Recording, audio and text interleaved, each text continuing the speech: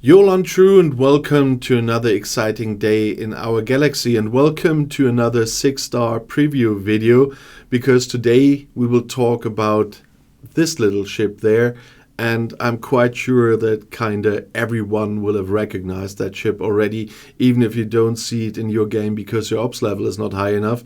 But that is the USS Enterprise-E. We know her from First Contact, we know her from Nemesis, which reminds me again, whenever Counselor Troy was at the helm of the ship, it kind of crashed, isn't it?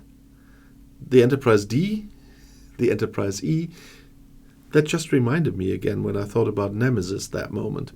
Nevertheless, I want to talk about this ship. And as I said, it's a 6-star ship, but it's the Federation Epic 6-star ship. So you will need a shipyard level 70 for that.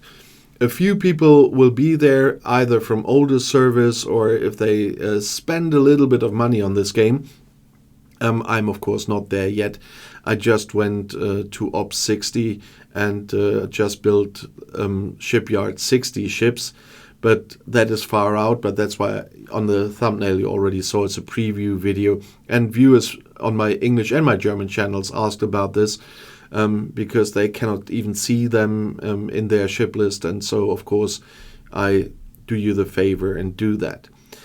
The ship needs then 650 blueprints. That's the typical for epic ships. And it does have abilities, of course. The main ship ability that's always on is drawing the line. And that means as long as the ship has morale, typically for Federation ships and for explorers, you know, the USS Enterprise-E increases the kinetic weapon damage by 2180% of base each time the decimator hits, and that's cumulative. The decimator, I will not go into those details about the weapons of the ship. You will see something about this if you look on Discord in the database about the ship firing rates. There you will find something about this. But we will talk about this when I have the ship on Ops 70. So you will have to stick to my channel for a few years to see that one.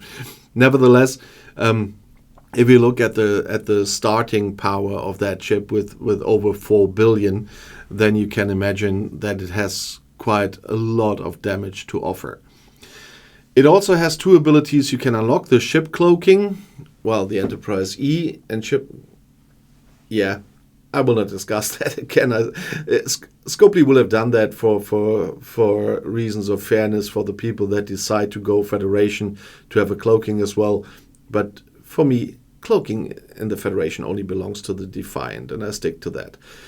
But it also has unwavering diligence that is locked still, of course. It increases the isolytic damage against all enemies. That is something like the automatic defense, you know, from the Horizon and something. So it works the same way here. And it definitely is a nice bonus if you are up against stronger ones. And it says against all enemies, so it probably will even work against other players, but I haven't tested that one. Nevertheless, it is the Enterprise-E. It's a ship from the movies, and of course that's a cult ship again, and which I really like is that we will talk about one of their opponents tomorrow as well. Some other details are of course interesting that tell you a little bit about 61 plus base, which I will not talk about now. I will talk about all that's coming with 61 plus base once I get to level 61.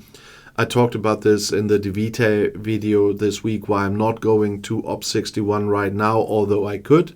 But all the other details, like the resources that you see on top of the screen, we'll talk about when I finally go there. But what is important in that space, of course, is warp range, and the starting warp range for the Enterprise-E is 1689. So you can imagine that this will be very, very helpful for you. And with a 4 billion ship, there's the starting damage of 509 million per round. My newest ship is quite far away from that, let's put it that way. Nevertheless, I will definitely get that ship at some point in the game. As I said, it will take a long time to reach that point, and of course to get those blueprints which will be much more expensive than for the Enterprise-D. If you have the Enterprise-E, by the way, and are watching this, please write in the comments what the price is, because I cannot see the Enterprise-E in my Federation faction because my reputation and my shipyard are far away from what will be needed. And so my list here ends with the Akira. And I know that the other ships that come afterwards, but I will not be able to see the blueprints here or even can't even click the Akira ones because I need another 20 billion reputation to get Akira blueprints. And so I cannot tell you about the Enterprise-E blueprint prices. But if somebody sees that can see them in his faction store, please write it in the comments or on Discord. And if you already have the ship, let us know how happy you are with it. I will talk about the Enterprise-D next week once again, because that is one of the new ships I got. And the Enterprise-E will still be a distant dream for me.